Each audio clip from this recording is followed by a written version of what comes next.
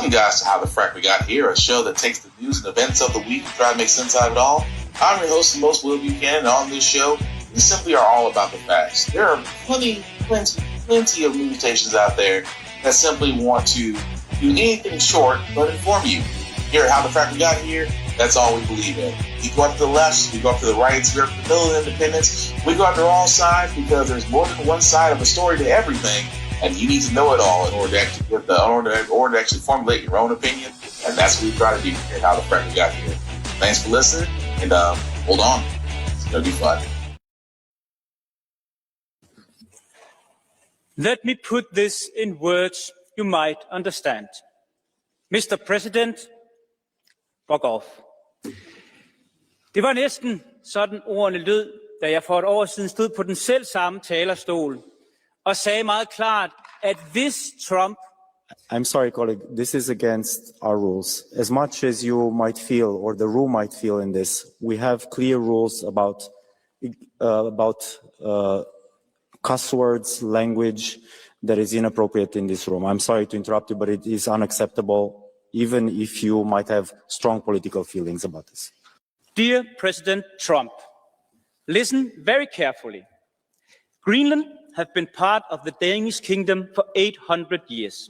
It's an integrated part of our country. It is not for sale. Let me put it in words you might understand. Mr. Trump, fuck off. I mean, it doesn't get any clearer than that, folks.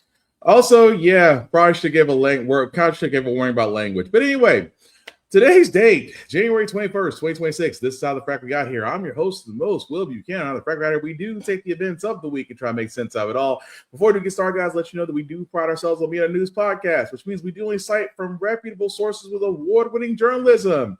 We do not do sensational news like Fox News, now CBS News, The Blaze, The Beast, wherever extreme left or extreme right you get your views from. We simply don't do that. We give you nothing but the facts. At the same time, we do try to watch our language here, but as you just saw in like the first in the first minute or so of this podcast, that's going to be out the window tonight. So if you are not for offensive language, you might want to mute us or come back to us another day, but there also might be things that might be shown that may be too intense for younger viewers. So viewer discretion is advised. Aside from that, welcome. So yes, it's been a year. Jesus, it's been a year. A year since a bunch of idiots decided that Taco deserved another swing at the bat at the presidency. And all I can sit there and say to you MAGA cultists, you conservatives, you people that swear up and down things are better, are they though? I mean, they really are not. At the same time, especially at the World Economic Forum in Davos, well, I should say Taco really didn't get the hero's welcome he was hoping to get, because in Taco's mind, he is nothing more than a dictator. And as you guys can literally and figuratively see, as you know, old man walking from what looks like Marine One, no one is there to greet him. Not a freaking soul outside of Secret Service and, of course, whatever security is there. But yes, as you guys can see, no fanfare, no parade, nobody saying we love you, no red hats. It's almost as if he's in a country that isn't brainwashed, or he's nowhere near his cult. But as he's on his way to the Economic Forum to speak, and trust me, there is a lot from that, which we will get into just because of the fact of the matter. He said some things. And outside of committing his war crime in Venezuela, he decided to go ahead and bring back up the one thing that we all knew was coming. He wants Greenland the same way. Actually, let me say that back. I was about to say in the same way Erica Kirk wants the baby, but that's wrong. That is wrong. Let me say differently. Taco wants Greenland the same way he wants to be, the same way he wants to pardon himself after his term is over. Let's say that, because I'll leave the Erica Kirk and JD Vance jokes for later. But anyway, of course, he had always something to say, because when he's got a podium, he feels like he's loved, but really he's just a piece of shit. Would you like me to say a few words of Greenland? I was going to leave it out of the speech, but I think I would have been reviewed very negatively. I have tremendous respect for both the people of Greenland and the people of Denmark, tremendous respect. but every NATO ally has an obligation to be able to defend their own territory. And the fact is, no nation or group of nations is in any position to be able to secure Greenland other than the United States. We probably won't get anything unless I decide to use excessive strength and force where we would be, frankly, unstoppable. But I won't do that. Okay, now everyone's saying, oh, good. That's probably the biggest statement I made, because people thought I would use force. I don't have to use force. I don't want to use force. I won't use force. All the United States is asking for is a place called Greenland.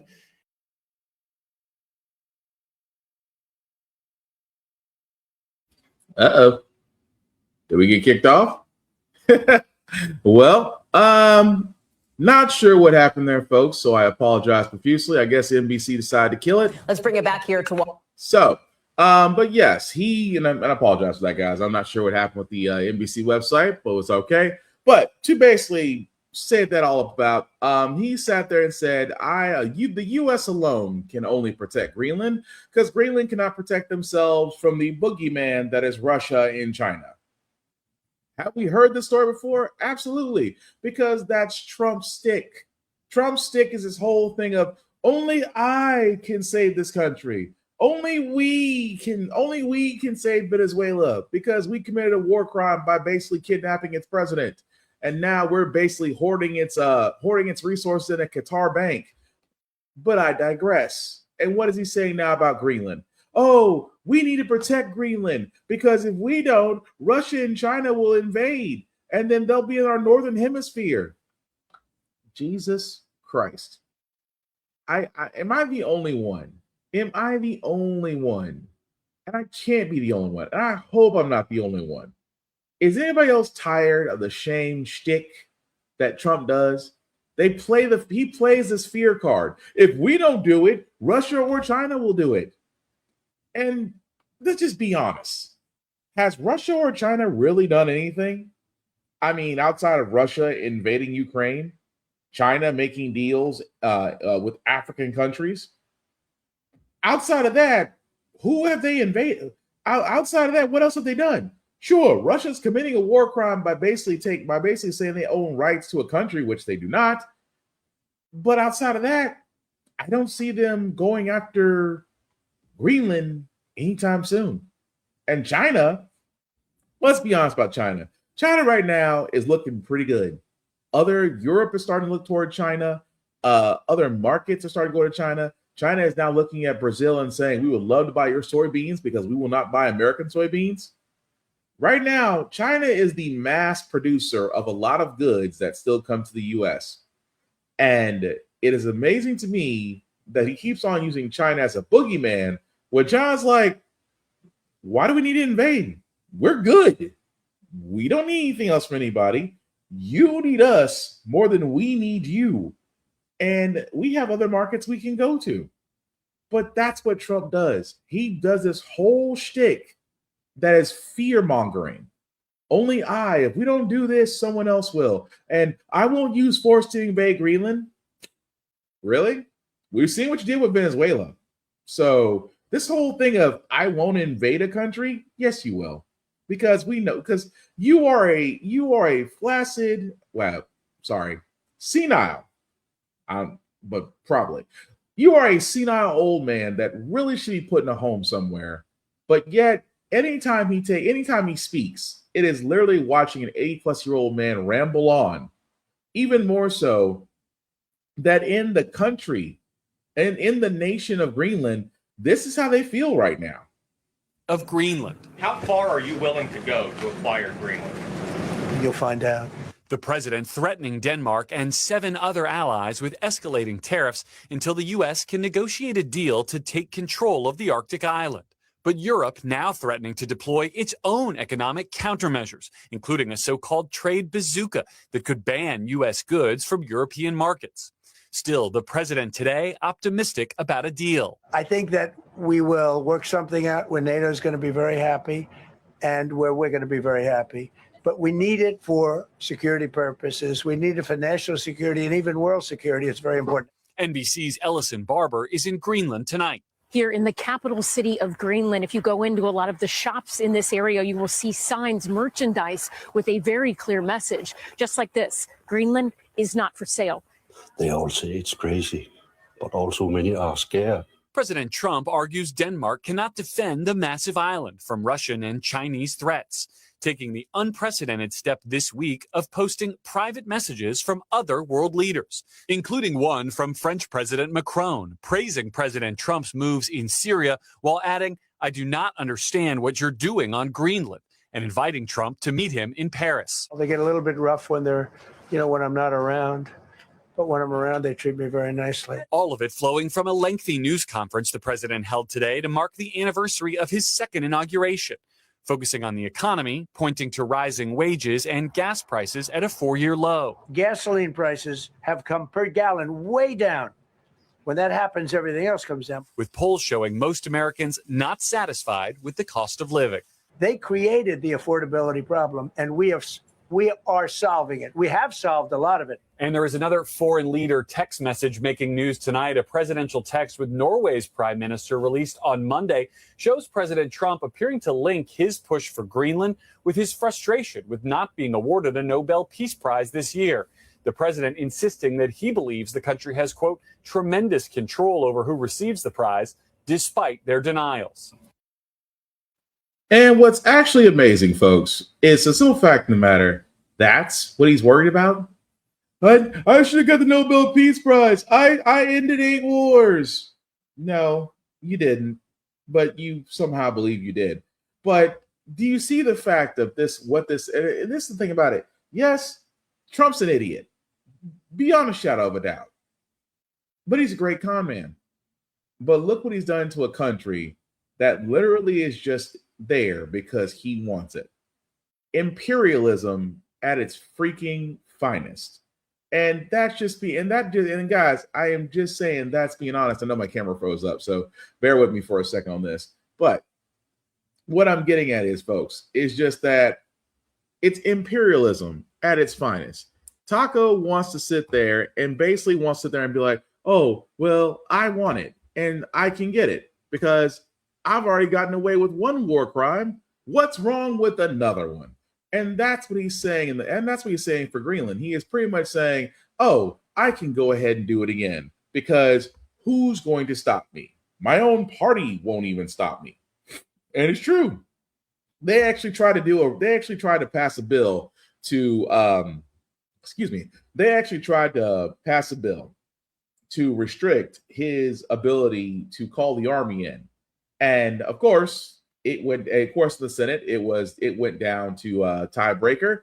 Who was tiebreaker? Of course, the newly about to be 4th-time daddy, still a couch fucker, still probably banging Erica Kirk, JD Vance, of course being the tiebreaker and shooting down the bill that would have actually reined in Taco from actually calling in the army for anything else. And that's effing scary. Because he's already committed, and the thing about it is where a lot of people don't get, he's already committed one war crime. And that's just one of many things that he should have been impeached on a long ass time ago.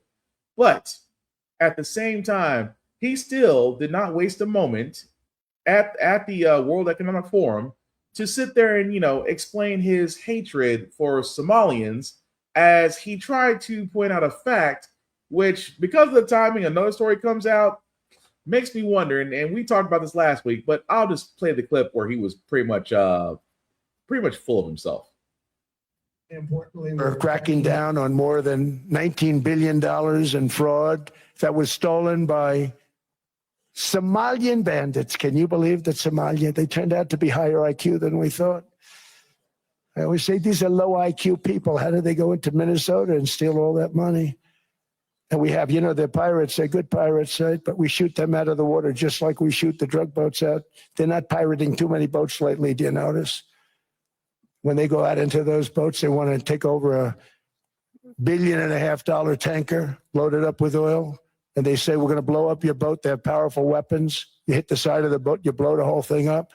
The insurance companies are petrified. So they say, just give them the boat. We'll give them money instead. And I don't do that.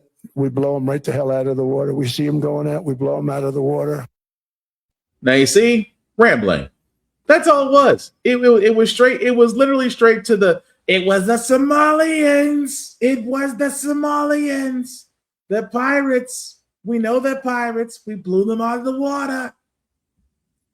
It never ceased to amaze me that imagine the people. Imagine these are individuals, countrymen, politicians, people representing their countries at this economic forum, and you've got to hear that idiot ramble on about, well, those Somalians, they took out $19 billion. They took out $19 billion. It was a lot of fraud, waste, and abuse, and we caught it, and now we're going to do something about it. Really? And I love how the GOP, I love how conservatives always talk about we got to find fraud, waste, and abuse. We said one story last week about Mississippi. We sat there and said in Mississippi, there was a $77 million fraud case because $77 million was supposed to go help needy families through food assistance, stamps, benefits, all that matter. It was funneled and it was misused for luxury living by a former wrestler, and then who also is pleading guilty. We said that was in Mississippi. The same case that involved that POS Brett Favre, and the fact that what they used, also using that funding to help build another facility at a school his daughter was attending. And it is amazing to me, out of the biggest cases of fraud, waste, and abuse, Republicans don't talk about that. And I guarantee, because this story is also freshly new and from Minnesota, that Taco won't be talking about this either. Ladies and gentlemen, let's meet the welfare queen of Minnesota that seemed to swindle a lot of people, or I should say, swindle the state. The woman prosecutors say was the mastermind of Minnesota's biggest COVID-era fraud scheme. 44-year-old Amy Bach is not part of the Somali community. Last year, she was convicted of orchestrating a $250 million pot to defraud a government program to feed hungry children. CBS News Minnesota investigative reporter Jonah Kaplan spoke with that woman exclusively. He joins us this morning from Minneapolis. Jonah, really important interview. I mean, you spoke to her in the jail cell. Break down the story for us.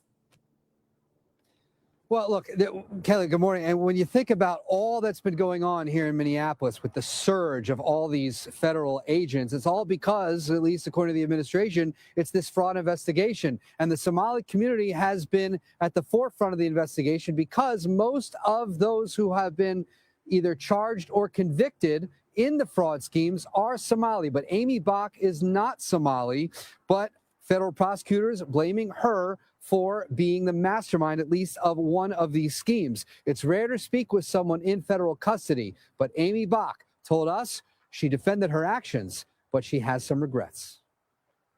We were allowed 1 hour to speak with Amy Bach over a video call from her Minnesota jail cell. Now I can hear you, yes. Until she was arrested in 2022, Bach led Feeding Our Future. The now infamous nonprofit signed up restaurants and caterers, many from Minnesota's large Somali community, to receive taxpayer money for providing meals to children in need. During COVID, for obvious reasons, parents were allowed to come and pick up meals. So we suddenly were able to reach more children. But prosecutors said it turned into something else, the nation's largest COVID-era fraud, with Bach as its mastermind. Are you the mastermind of this scheme? Absolutely not. I believe in accountability. If I had done this, I would have pled guilty. I wouldn't have gone to trial. I wouldn't have put my children and my family through what we've been through. I've lost everything. While Bach's attorney provided this video showing stacks of food, prosecutors say Bach and the businesses she recruited stole tens of millions of federal dollars, spending it on luxury cars, real estate ventures, and vacations. I wish I could go back and do things differently, stop things, catch things. At that point in time, I believed we were doing everything in our power to protect the program. But in 2021, Bach sued the state agency that oversaw the meal program, alleging its scrutiny of Somali applicants was, quote, discriminatory. How do you think state officials took that? Nobody wants to be labeled as being racist. Minnesota officials told a state watchdog the threat of legal consequences and negative media attention intimidated them into easing off. The notion that a state government is paralyzed and has to allow this level of fraud because they were afraid of what I might do in a lawsuit is preposterous. Humbly welcome Amy Bach. In Minnesota's large Somali community, one leader called her a modern-day Robin Hood. The community deserves this. The children need this. In 2019, the nonprofit submitted $3 million worth of meal claims. 2 years later, it submitted nearly $200 million. All of a sudden, you're cutting $200 million worth of checks. How do you not see that as major red flags and keep this going? We relied on the state. We told the state, this site is going to operate at this address, this day, this time, and this number of children. The state would then tell us that's approved. Prosecutors also accused Bach of collecting bribes and kickbacks from meal site operators. At trial, they revealed text messages where she compared feeding our future to the mob. Are you a mob boss? Absolutely not. No. Were you personally benefiting from any of it? I collected my salary, and that was all that was collected. Didn't federal agents find gold jewelry, cash in your closet? They found minimal jewelry. I believe it was like 2 pair of earrings, a bracelet, a watch. There was some cash there. At trial, Bach took the stand, but the jury didn't buy her story. Within hours, they convicted her on all counts. Last month, a judge ordered her to forfeit more than $5 million in proceeds from the fraud.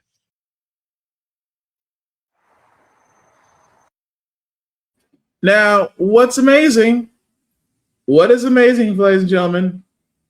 That person, that name will never be said anywhere else. Because when it comes to GOP and conservatives and fraud, waste, and abuse, they will never mention this person. But they'll mention, oh, well, Somalians were also involved in this too, and they're a part of it too. But just like that claim right there, guys. And again, how do you go from 3.4 million in 1 year and then 200 million the next year? At the same time, you swear up and down you have no idea what's going on. I can see why they convicted you, and it's kind of hard to feel bad for you. But what I'm saying about this, guys, is this is where I say it's all misleading, because Fox News and everywhere else that's on the right side is going to run with this and sit there and say, well, see, they had to be involved because look, they're involved in this scheme, and that woman took 200 million. Yes, a white woman did. A white woman funneled $200 million to other people in the organization that might have been Somalian. But what the headline is going to read, Somalians defrauded the system. And I always find it funny where it's always in the GOP side of fraud, waste, and abuse. It's always people of color. Always people of color. That was the whole thing. Remember when President Obama way back then wanted to give tax cuts? What was Fox News saying? Oh, he wants to go through the ghetto and give people money and Obama phones and all of these things because they voted for him. And if they never voted for him, they would have never gave it to him. And yet, Taco gives away $40 billion to Argentina. Nobody blinks an eye. You know, he wants to give more money to Venezuela. He wants to give money to Israel. He wants to give money everywhere else, but doesn't want to help American citizens. But yet, in the world of fraud, waste, and abuse, it cannot be a white person. Oh no. Even though we covered 2 stories, one out of Mississippi, where that trial is happening right now, and of course, this one happening in Minnesota. Both multi-million-dollar schemes, both were supposed to be funding to actually help feed families. Both were headed by white people. One thing the GOP will simply not say, because you know why? It goes against exactly what the narrative is. And their narrative is, if it's a person of color, they must be up to nothing good. But if it's a white person, they make mistakes. And that's the bullshit. But anyway, speaking of bullshit, going back to basically Trump and the Greenland, the State Department, I don't know why these people Why these people do interviews, I never know. But again, they basically got on to ABC News trying to sugarcoat, hey, if Greenland sides with Trump, it's all sunshine and rainbows. And trust me, that's exactly how the guy sounds when I play this. Deputy spokesperson Tommy Pigott is here for more on this whole issue. Tommy, thank you for joining us. You know, as it stands now, NATO would be obligated to respond under Article 5 if Russia or China attacked Greenland. So what specifically could the U.S. do if it controlled Greenland that it can't do now? Well, the president has outlined a lot of this in terms of the Golden Dome setup that would be necessary, the security of the Arctic, the investments we see from the United States. And ultimately, this is about having hard conversations about our security with our allies and our partners. And that's who you have these conversations with. It's similar in some ways to the fact that you had President Trump calling on a 5% increase for GDP from NATO allies. And we've seen our allies step up and provide that, which has led to a stronger alliance. So the president's been clear that the United States having Greenland would be better for the security of the Greenlanders, for the United States, for NATO as a whole. Walk me through why. I just talked to a Danish minister there, a member, and she says the U.S. can build that Golden Dome infrastructure without taking over Greenland. They already have the permission to do it. Well, President Trump's been very clear in outlining that there are certain capabilities the United States has and capabilities that can be best implemented if the United States were to own Greenland. That's just the fact of the matter, and it's something the president has argued very persuasively. And ultimately, this is about having a stronger NATO, stronger allies, stronger security for the United States, for Greenlanders, for NATO. And it really goes back to this whole year that we've seen from President Trump of having these conversations, raising these issues, and raising these issues in a way that lead to concrete results, just like that 5% burden sharing that we saw with NATO that led to a revitalized NATO alliance and was only possible because of the president's leadership. And let's talk a little bit more about NATO, because some are concerned that Trump threatening military action against a NATO ally could lead to an end of the alliance. I want to play some of what a former Danish minister said on ABC News last night. Well, Trump, we are with you. We want to be your allies. We have the same adversaries in the Arctic, Russia mainly, but also China. We are investing. You got your win. You know, let's work together instead of threatening each other. It's really making all of the West less strong. We should be together and not fighting each other. I'm sure that Putin and Xi are just looking at us right now with a small smile on their face, and we shouldn't be doing this. So she says Putin and Xi are smiling because NATO is fighting each other. What's your response to the idea that this is weakening and maybe even dismantling eventually NATO to Putin and Xi's advantage? Well, President Trump has done more to revitalize the NATO alliance than anybody, including, like I mentioned, those 5% GDP defense contributions that lead to a stronger NATO alliance. So that's what President Trump has done. That's only possible because of his leadership. And this is about addressing modern threats in the Arctic, essential to our security. President Trump has outlined that.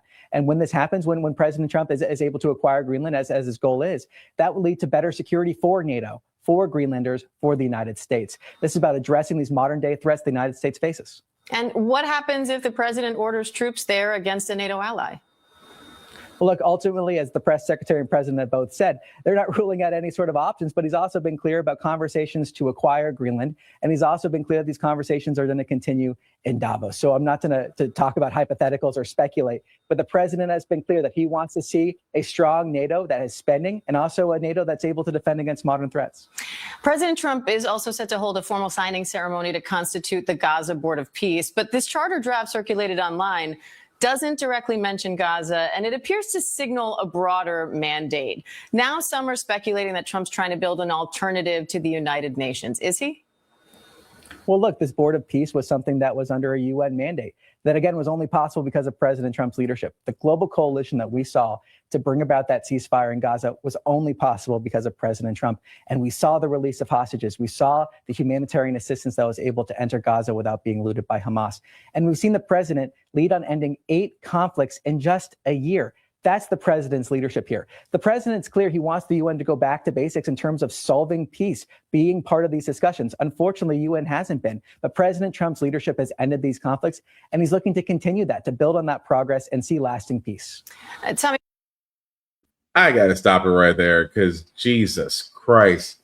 You know what kills me? Outside of the fact that he just looks like he should be on How to Catch a Predator. But the level of just ass kissing, and pardon my French, the level of ass kissing, spitting.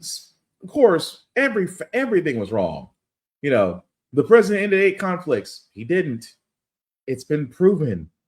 Even the countries where he tried to name had conflicts were like, we was beefing with y'all. We was beefing. We didn't know. Apparently he knew, but we didn't know. At the same time, the Board of Peace. Oh, Jesus Christ. Here's the thing. Here's the scary part about this, folks, is that the Board of Peace that Taco would love to have includes, and I kid you not, it comes with a price tag. $1 billion, as he calls a pledge, to join the Board of Peace. And yes, he has extended the Board of Peace, invites, I should say, to Iran, to Russia, and China. The same, and a lot of people say, what? Yeah, the same countries he says are threats, he supposedly is offering join the Board of Peace. Because, you know, I do peace through strength. I'm a peaceful president. I don't like war. You are so full of shit. And even more so, your state director, your state deputy director, I should say. I'll say this much. I don't know how his lips and tongue are not brown from all the ass kissing he has done to basically show up. And this is the part where I was getting at, to show the president off. And this is the part where I sat there and said it on this podcast. And I said it for 2 years straight during Biden-Harris's term. And I sat there and said at the end, where voting was going to come back up again, I sat there and said, and I will say it again, the last thing you want to do is give Trump a second shot at the presidency. The last thing you want to do is give a villain a redo, because they'll learn. Trump learned from his first term.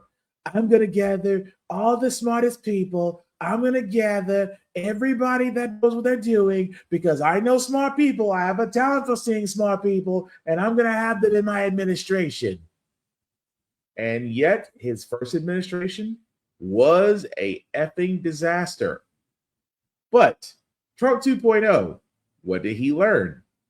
You don't need the smartest people in certain positions. You need loyalists. You need folks that are going to fall on the sword. You need folks that are going to kiss your ass every time you bend over and spread. You want folks to say your name like it's an advertisement or a brand marketing deal. He wanted loyalists. And that's what you're seeing in every part of his administration. Oh, the president's so great. God bless our president. He is showing strength. No, he's not. He's probably one Big Mac away from self-deleting at this point.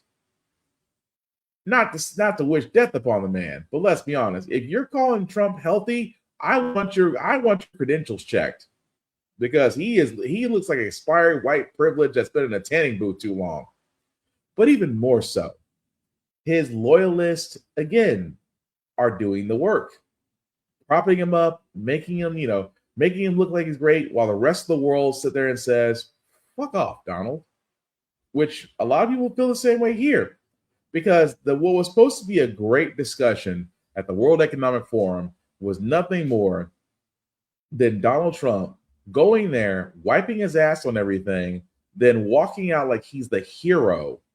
And now all of a sudden, we might see the end of NATO, because that's what's going to happen, guys. Honestly, that if Taco decided to do the same thing to Greenland that he did to Venezuela, that would effectively end NATO. And the only people I'll be smiling about that are the boogeymen that he invited to the Board of Peace. Russia would love it, and China would love it if NATO had dissolved. But like I said, strange things, and it's only been an effing year. It's only been an effing year. That being said, guys, we do also have to head back to Minnesota, because why? Minnesota had a little bit of a problem, because I'm going to be honest, some white people really don't like protests, and only because this happened in a church. And who else but one of our favorite independent journalists, Don Lemon, just happened to catch the story. This is an operation that is secret, that they invited folks out. This is Operation Pull Up, more of a clandestine operation. We show up somewhere. They don't expect us to come there, and then we disrupt business as usual.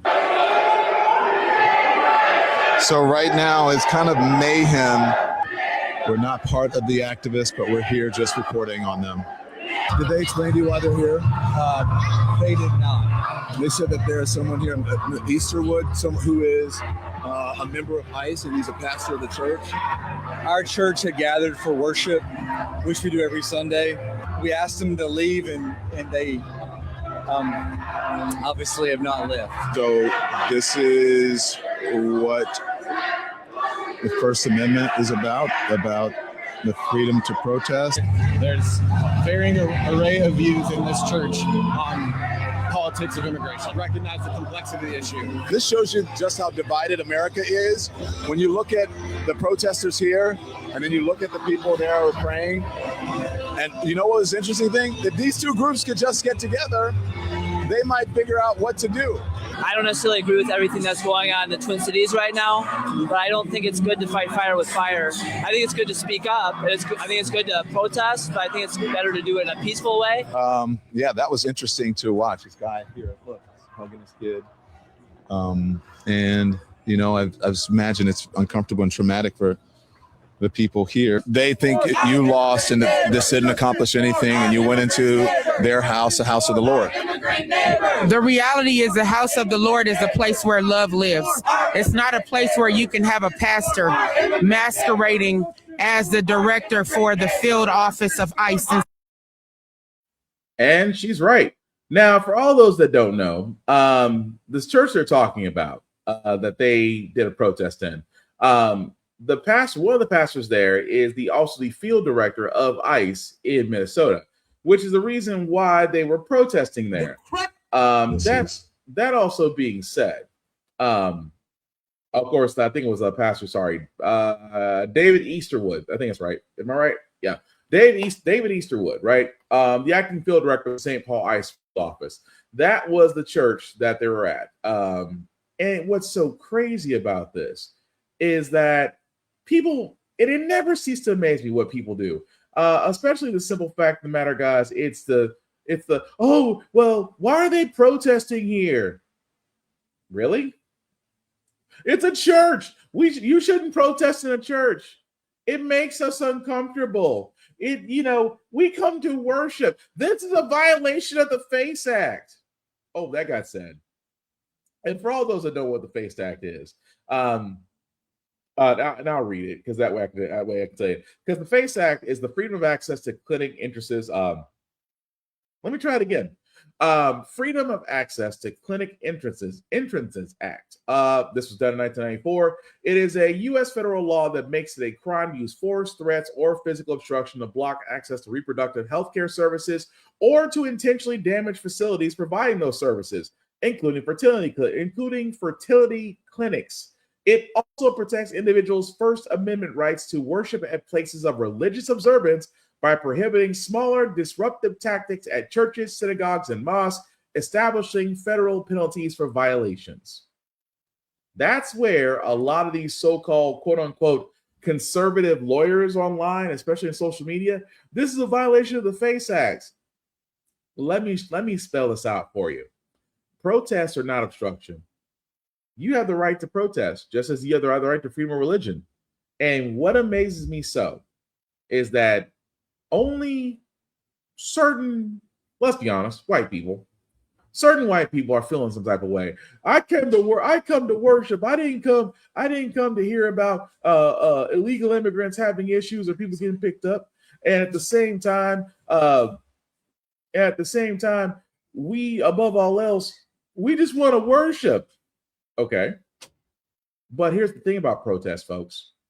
Protests, and you know what kills me every time I hear this? Protest, why can't it be peaceful? Because you won't pay fucking attention. That's why it's not. You want to know why protests aren't peaceful? Because you wouldn't pay attention. A peaceful protest is like watching a leaf blow in the wind. Sure, you know it's there. Sure, you know that somewhere along the lines that's going somewhere. But then just as that leaf leaves your point of view, you pay no longer attention to it. A protest like what they're doing in Minnesota and other various cities right now, that gets your attention. Why? They're face to face with the Gestapo ICE. They are face to face in politicians' faces. They are face to face with the border chief. They're face to face with ICE Barbie. That gets your attention because they're showing you the cruelty. And thank goodness for smart cameras, social media, and internet. They're showing you the brutality. They're showing you ICE going into houses with no warrants. They show you ICE posing as police, just basically detaining folks for no reason and without due process. They are literally showing you that ICE is being nothing peaceful. But they have been instructed by Nazi Stephen Miller to basically round up folks. And what's so crazy about it now is now they don't care. They're not rounding. It was never about illegal immigrants. It was about occupation, suppression, and antagonizing the public to where lethal force can be used so that the Insurrection Act could be implemented. It's all a plan. And that's all it is. But so miss me with the whole, why can't it be a peaceful protest? Would you pay attention if it was? And let's be honest, white folks, a lot of you wouldn't.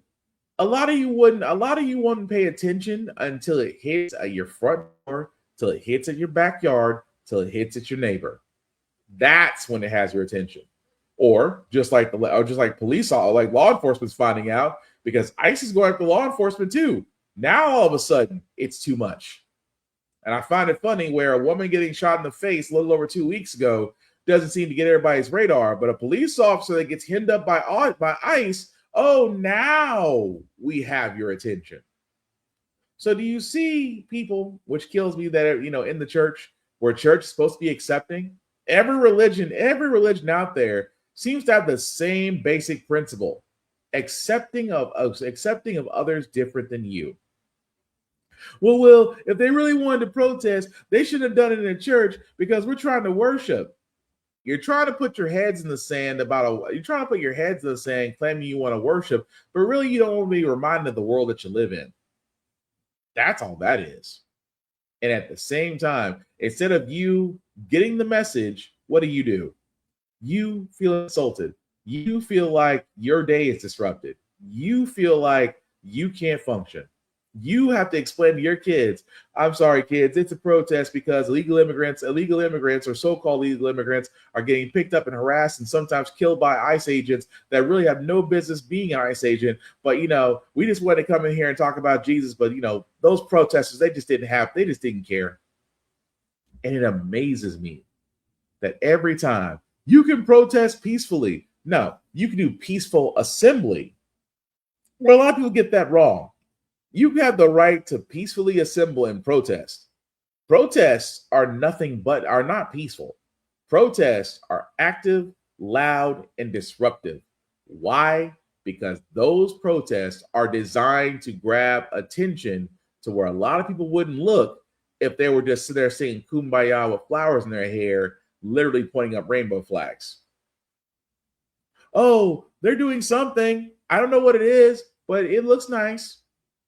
Versus calling people out that literally are doing the work of a Nazi and yet have the unmitigated gall to be in church Sunday morning talking about love one another. Miss me with the bullshit.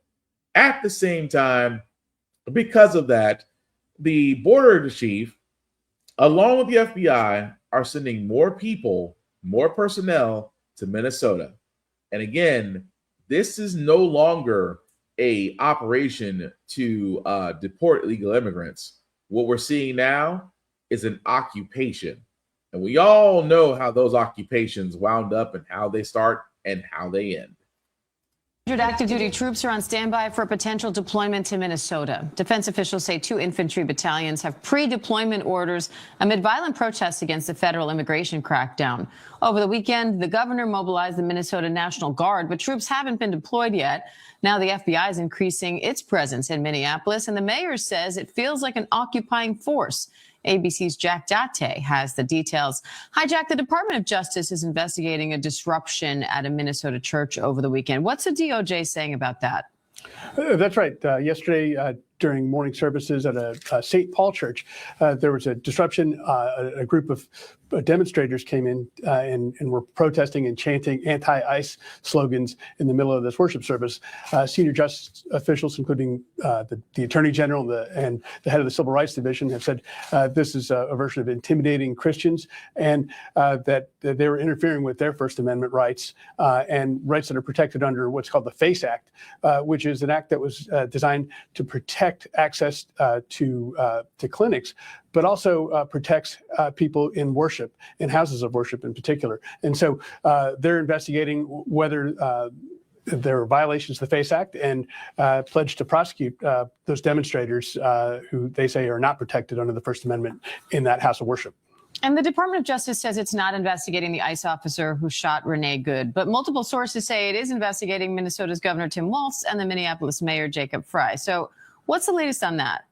That's right. The Justice Department has been making claims, senior officials, that both the Governor Walz and Frey had in some way impeded law enforcement activities in Minnesota, and now they're investigating whether that occurred. It's a big escalation in the sort of multi-front effort to pressure both the political apparatus and the people of Minnesota.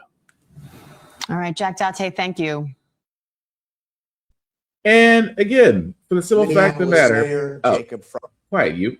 So again, that's what they want to do, folks. It's all about occupation. They realize and this is all, and honestly, it's been the plan all along. Because you notice, if they really did care about illegal immigrants, go to Texas. Over 2.1 million undocumented are there. But the grand scale of what you see in Minnesota, you're not going to see in Texas or Tennessee or Alabama or Georgia or Florida or Mississippi, North Carolina or South Carolina. You simply will not see it.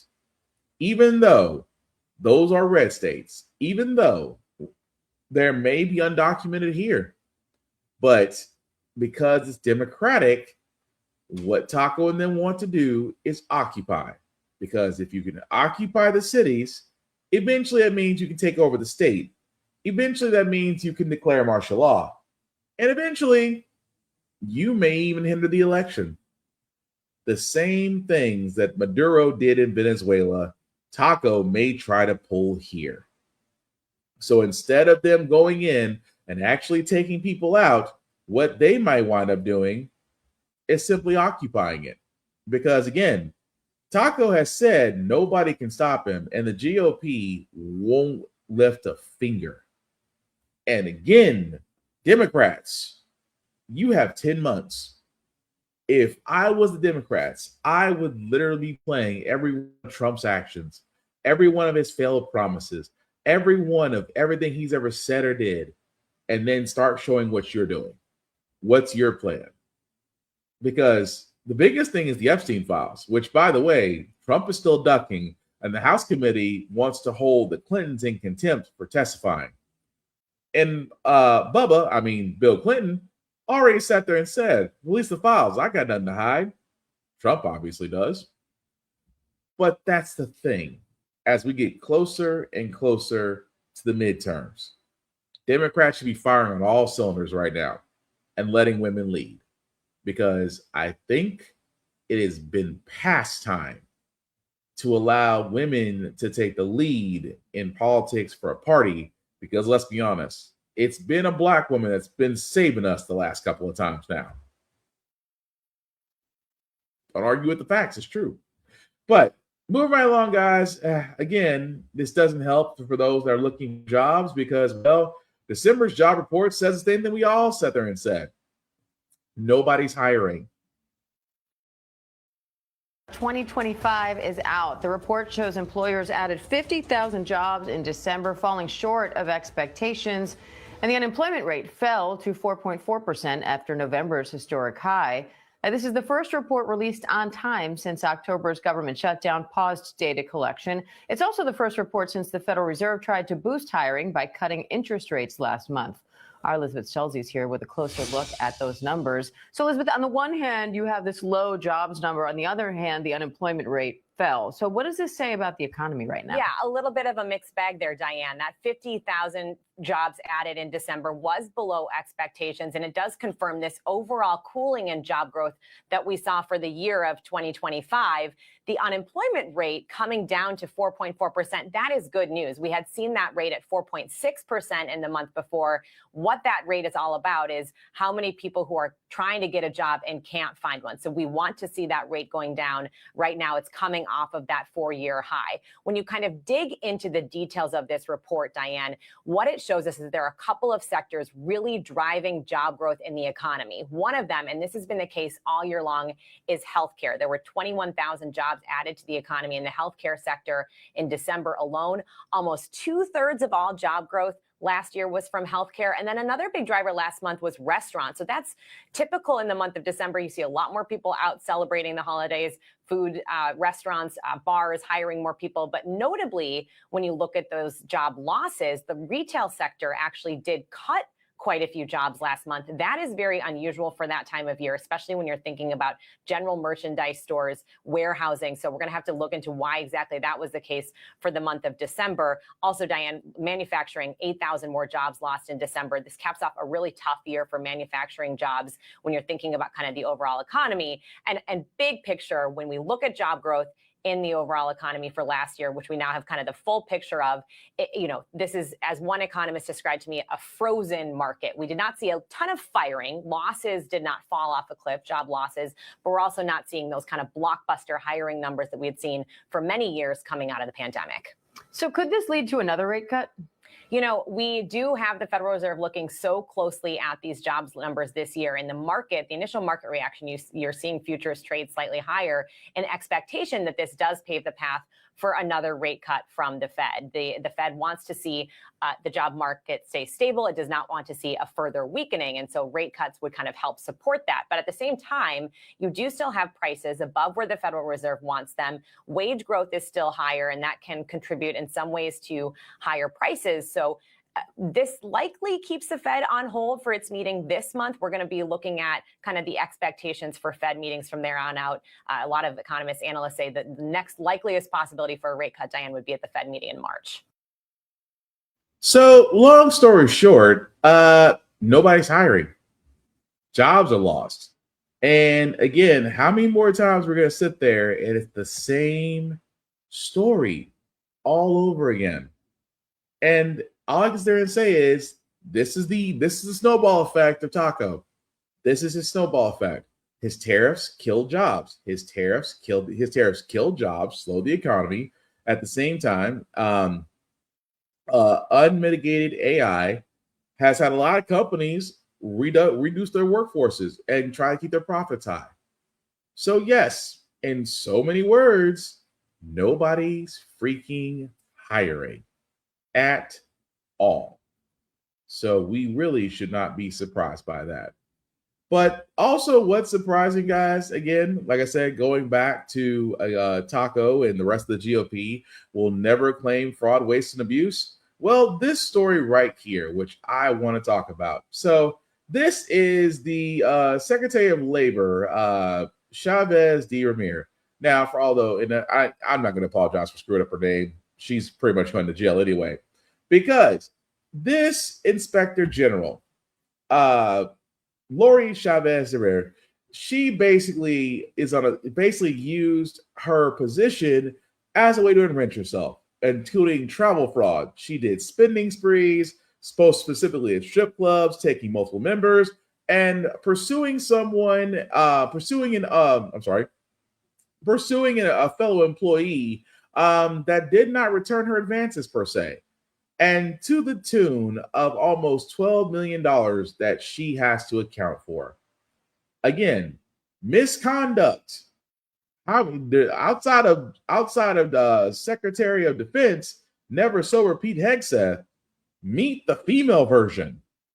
And all the while, Republicans are being silent. She was appointed by Trump, and Republicans are silent. So what have we done in this podcast? I've shown 2 situations where they could have sat there and said, you know what? That happened. It is what it is. Let's remove them. And yet the GOP is silent as she's being investigated for misusing her position and funds that were available to her. Crazy, right? Well, here's also what's crazy. Do you guys remember this story just last year about RFK? And we knew this was coming. RFK suggesting that women taking Tylenol may cause autism in their children. We all remember this. Secretary Kennedy, the amount or the significance this announcement will have on struggling American families, as you mentioned at the top of this. And secondly, I've spoken to a number of Republican senators actually about the linkage between pregnant mothers using Tylenol and this risk of autism or other health disorders in unborn children. And one prominent senator told me that the evidence there is weak and there's no relationship. Can you respond to that? For Tylenol? For Tylenol. Okay, on your first question, I mean, there's a good example that we worked on recently. We recently put together an agreement in South Carolina and now some other states, the private insurers and for Medicaid and Medicare to pay for sickle cell anemia treatment. The cost of that treatment is $1 million. It cures sickle cell anemia, but it's $1 million. If we could get a brand name drug, I mean, if we can get a generic drug, a biosimilar that does the exact same thing for a fraction of the cost, we can make that treatment available in every state. It is right now. It is barely economic for the insurance companies because they think that maybe the treatment, the long-term treatment of somebody with sickle cell anemia, is going to cost more than that $1 million. But it's right on the borderline. So if we could cut that in half. So I'm just going to stop it right there just because, number one, I swear that man needs to either turn on subtitles or just stop talking or get a translator because, my God, you have to struggle that hard just to be heard. You should not. I'm sorry. If you are the Secretary of Health and Human Services and you sound like that, I'm freaking concerned. But the reason why I bring that up, because remember that big old thing and remember the fact that the makers of Tylenol had to come out and be like, our shit is safe. You don't know what the fuck you're talking about. Well, it's kind of funny where it's like, well, where's the data? Asking ye shall receive. Literally, researchers investigated and found no link between Tylenol and autism. A paper published Friday did not find any evidence for the claim that Tylenol use in pregnancy raises the risk of autism, ADHD, or intellectual disabilities. See, this is the reason why I kept saying, RFK is not a physician, a nutritionist. He is not in the health and science industry. He has no experience. He is just a guy who had way too much time and apparently not enough medical help for his brain lesions or his voice to where he basically played anti-vaxxer. And if you're an anti-vaxxer, I don't like you. I don't. Unless you have a medical reason, and some do. And I can understand that. But if you don't have a medical reason why there are certain things that you can't do or medications that you can't take or immunizations you can't have, if you don't have a medical reason outside of you just want to be a douche, honestly, frack you. That being said, Tylenol does not cause autism. Matter of fact, please, above all else, listen to your doctor because number one, they're trained. They're board certified. They did the medical school. They did the residency. And what I mean by medical boards, guys, I mean these men and women have to go to medical boards to prove what they know, to be certified and licensed. not only is it time consuming, it's not freaking cheap. So yes, I trust the doctors. Yes, I trust the science. Yes, I trust those who are experienced and certified and educated in those fields to help people like me. I will not listen to RFK, who honestly just needs to go play in whatever pond that he came from and just stay there where he won't harm anybody. But yes, it's been proven. I know we had to do it for the idiots, because some people are like, well, I just think that. No, it doesn't cause it. Please sit down, have several seats, shut the frack up. Speaking of shutting the frack up, people are worried about, trying to put food on the table. The cost of food is high. Groceries are high. No matter how you cut the mustard, everything is going up. But I cannot believe that I'm going to be suggesting this. But one secretary within the Trump administration is suggesting a $3 meal for Americans. And I'll just play the video. Cost-saving solution for Americans that also follows new dietary guidelines. Watch this. We've run over 1,000 simulations. It can cost around $3 a meal for a piece of chicken, a piece of broccoli, corn tortilla, and one other thing. And so there is a way to do this that actually will save the average American consumer money. Yeah, I stopped it right there, because a piece of broccoli, a corn tortilla, and something else. Are you effing kidding me? That was Agriculture Secretary Brooke Rollins that suggested a $3 meal. And I'm just like, okay. Trump is getting a $300 million plus ballroom that he basically wrecked the east side of the White House for. $40 billion went to Argentina. And you're saying that for Americans, you've ran thousands of simulations. And what you came up with is a piece of broccoli, a corn tortilla, and something else. I don't know if you use Grok to run those 1,000 simulations, but stop completely. Because what they don't do, they're not addressing the cost of food.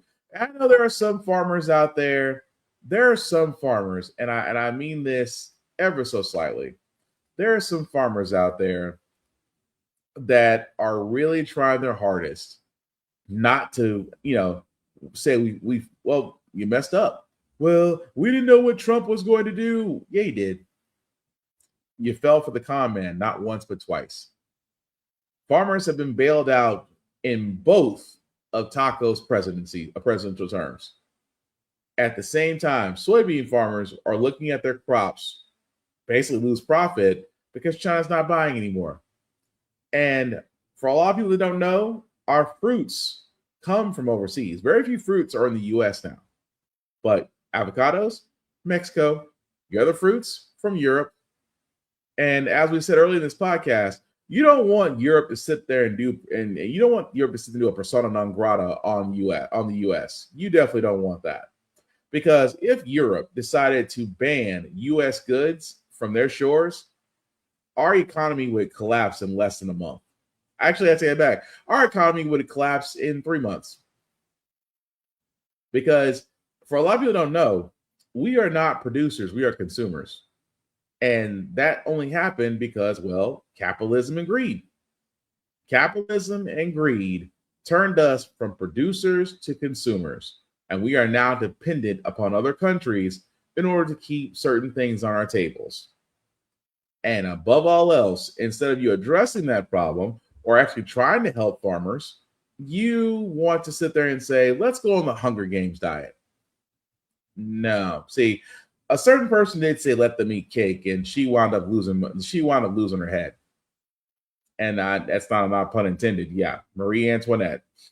Look it up. History's not kind. But 2 more stories, guys, before we get to our feel good segment. This one is brought up because, remember I sat there and tried not to joke about JD Vance, that couch fucker.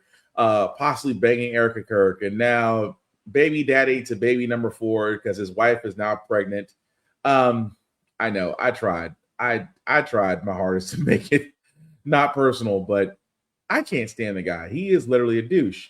But that being said, it was one thing about this next story that what the GOP also wanted was also in Project 2025, because much like The Handmaid's Tale, much like Stepford Wives, they want people to start having babies.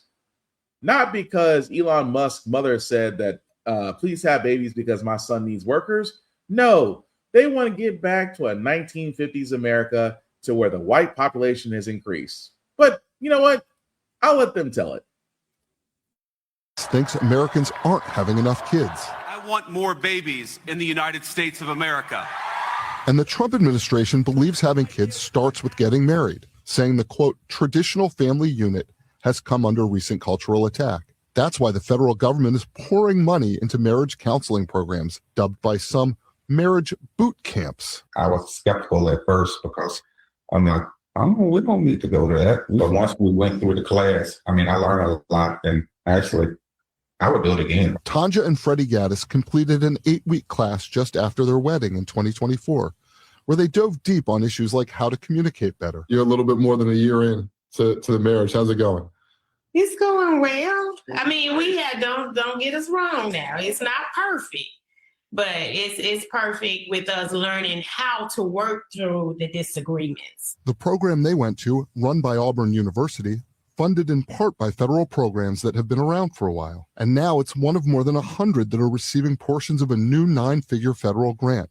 President Trump is also now giving money directly to newborns in his 2025 budget bill, with so-called Trump accounts for long-term investments. And on top of that, the Heritage Foundation, authors of Project 2025, want the president to renew his vows with a new push, in their words, to save America by saving the family. Some of their ideas: discouraging online dating, direct payments for newlyweds, more tax incentives for married couples and kids, and yes, marriage boot camps. Not just funded, but run by the federal government, specifically by Robert F. Kennedy Jr.'s Department of Health and Human Services. People need to understand the importance of marriage. The total cost of Heritage's plan? $280 billion over the next decade. The modest investment, I think, will pay off tremendous dividends because we'll have a healthy, growing population in the best ideal circumstances. He's talking about population because the U.S. may be staring down a growing shrinking problem, as some demographers warn that the country's population could decline soon, for the first time since the Declaration of Independence was signed in 1776. The U.S. fertility rate hit an all-time low in 2024. Now experts say a combination of the declining birth rate and the Trump administration's immigration crackdown is slowing population growth faster than expected. Data from Pew Research found that for the first time in 50 years, more immigrants are leaving the U.S. than coming in. It's why you're hearing about so-called pro-natalist policies a lot more, pushed by people like Elon Musk, who has fathered at least a dozen children of his own. And I think for most countries, they should view the birth rate as the single biggest problem that needs to solve. But some experts say policies need to go beyond paying for people just to have more babies. The director of the Carolina Population Center at UNC telling us in an earlier interview, investing in long-term support for families is just as important. Keeping moms in the labor market is going to be important if we have fewer people overall, but also sort of investing heavily in young children to make sure that they are in safe childcare environments, that they are getting educational starts early in life. More money for families has long been a priority for Democrats, with Republicans generally focusing on cultural issues. I think if you really give people a sense of ownership in this country, a sense that they can build something, build a nest egg, build a family, that is the trick to reinvigorating the American dream. Now, year 2 of Trump 2 may focus on both. And John Allen is joining us now. So what's your sense, John, on reporting this out? Is this something that could get bipartisan support from Democrats too? I think there are pieces of it that could get bipartisan support. We've already seen some of that, the baby bonds that President Trump did in the One Big Beautiful Bill Act. There's something he had talked about before, that's something Kamala Harris had talked about on the campaign trail. Originally, I believe started with Cory Booker, the New Jersey Democrat. So I think there's definitely interest on the Democratic side in doing some of these pro-family things when you talk about expanding child tax credits, things like that. But the Heritage Foundation's price tag for its plan is $280 billion over a decade, which is a lot of money. And I think that most Democrats would like to see more resources devoted to some of the existing programs, particularly those that are aimed at the least advantaged in the country. And, what the Heritage Foundation has put out there does not necessarily do that. Yes, because the Heritage Foundation wants to choose the white population. Guys, okay, first and foremost, let me say this. I have nothing against marriage boot camps. I do believe if you do find somebody and marriage is the next step, congratulations. I highly recommend to always do counseling, because you want to make sure that you are, like I said, marriage is a commitment. And also because the way they do divorce setups, they make it harder to get out of divorces. Not to say that you should think about that. I am saying, take the time, take the counseling, take the therapy, get to know each other. Marriage is constant work. Trust me, I know. That being said, what is scary is that Project 2025 wants to basically have this incentive to have more babies. And I've said on this podcast, ladies, if you are single, I do not blame you for just wanting to keep to yourself. I don't blame you. I don't blame women these days if you don't want to date, if you don't want to get married, because why? The one thing that is not said from the Heritage Foundation is that they treat women like broodmares. Women don't have rights because they believe that they believe in the 1950s women should be barefoot and pregnant in the kitchen, and that's what they believe. But at the same time, they want more children.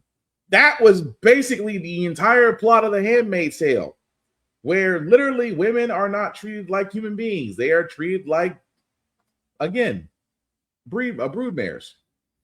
At the same time, it's this whole thing of just, well, we need to give incentive to women getting married and having kids in this society.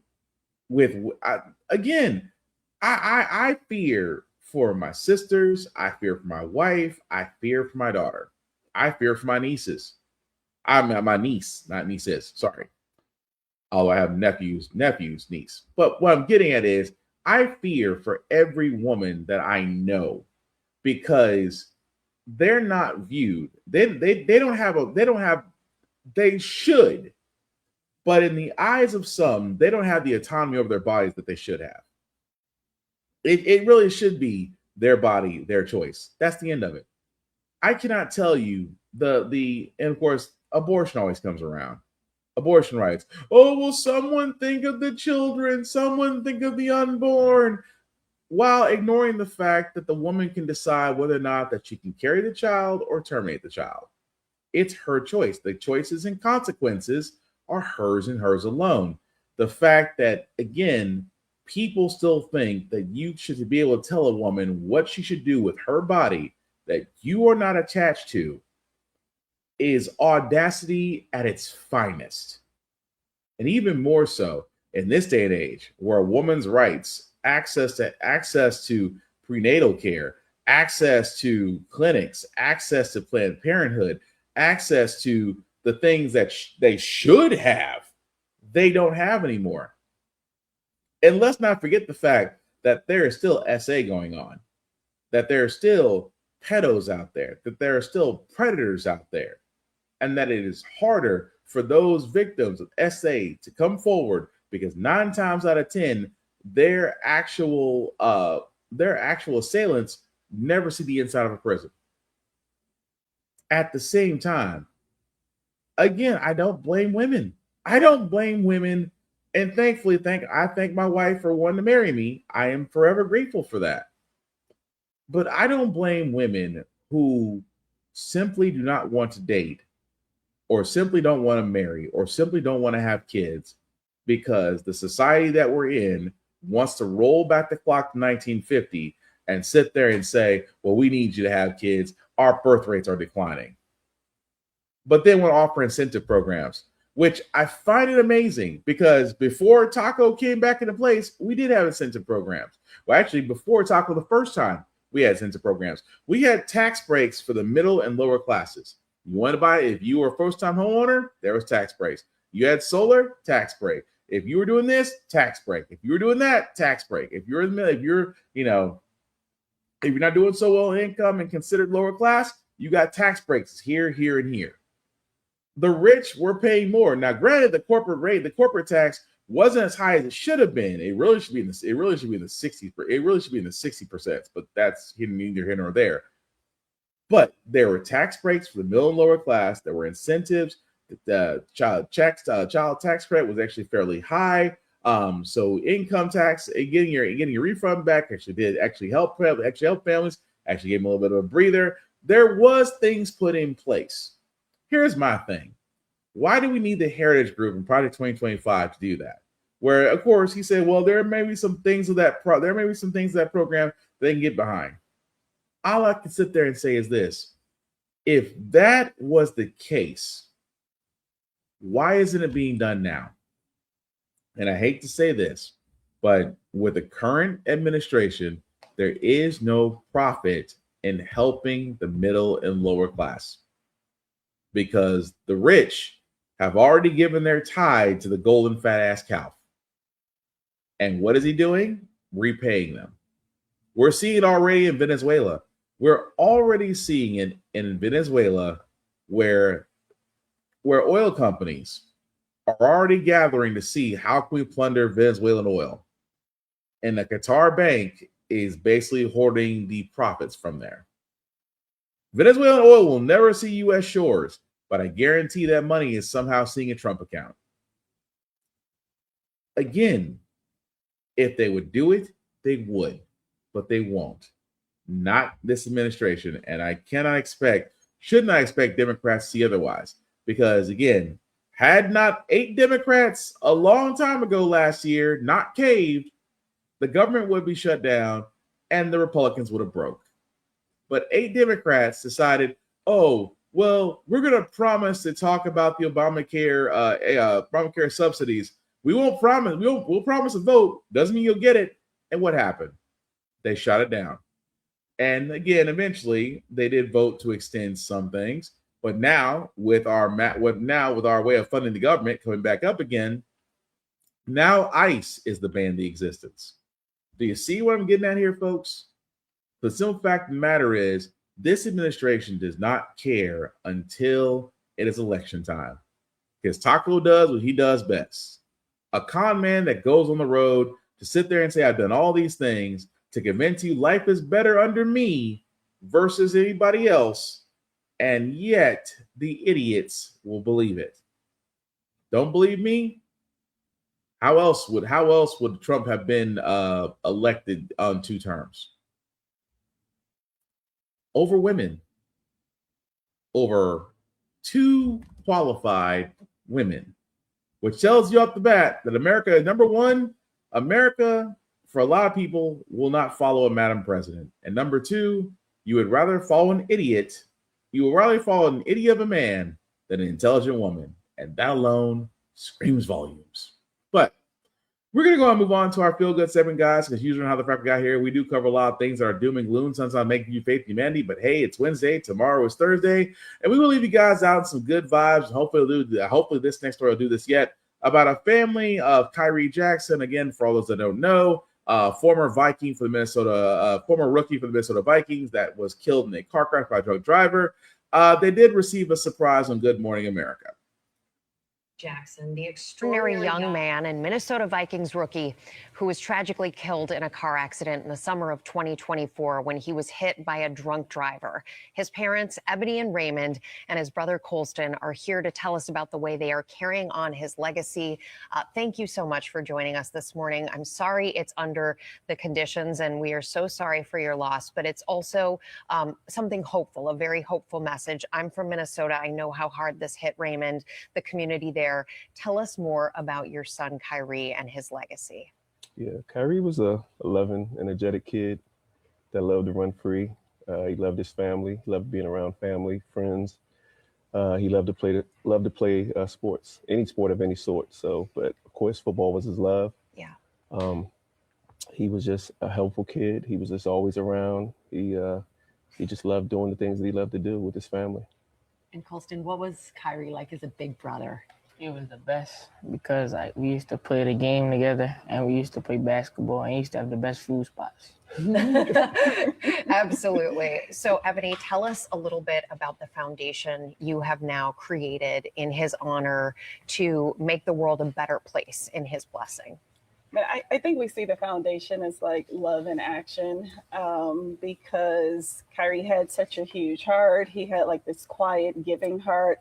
So the goal of the foundation is to continue who Kyrie was and what he wanted to do in the community. When Kyrie got drafted, the first thing he said was, I want to start a foundation, and what the name of it and what should the name of it be. So when we got the award from the Vikings, it was just like such a happy moment for us because now we have this grant and we're able to give away more scholarships, like start awareness about the driver safety campaign, help kids with school supplies and football equipment. So we're just doing what Kyrie wanted to do. It's divine, right? Yeah. It's amazing. And you mentioned that the Vikings gave you that award. They gave you their Changemaker award. They did.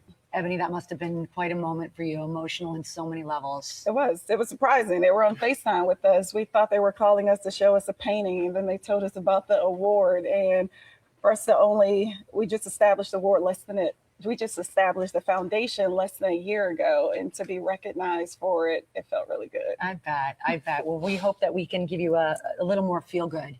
Okay. We want to surprise you. We're going to take it one step further from the Vikings. We're catching the pass, if you will. And this time it's on behalf of the NFL. They love what you're doing. They see you. And they really want to celebrate Kyrie by having you guys at the Super Bowl. You guys are going to the Super Bowl this year in San Francisco. Here are your tickets. You don't need to carry those with you. Yeah, right. We have you covered. Like we want you to know. They want you to know. You were surprised. The NFL. Just wanted to hear, Dad, what your thoughts are about this. Man, this is big. This is huge. We love it. This is something that we always talked about. Kyrie loved the game. We love the game of football. That was our bond. Colston as well. This is crazy because before we were Minnesota fans, we were me and Colston are Patriots fans. So we're hoping that that would be great. That would be a good connection. There's still a chance. We're still Minnesota now, but of course, we're still gonna root for the Patriots as well. But this is huge. Really appreciate it. Thank you. Of Thank you course. so Colston, what do you much. think about that? You gonna wear those cool sneaks? Yeah. Yeah. Well, I hope you guys enjoy every moment of it. Yeah. And thank you so much for continuing the great work on behalf of your son. Thank Kyrie. you so much. And This is thank great. you. All right. We'll see you at the game.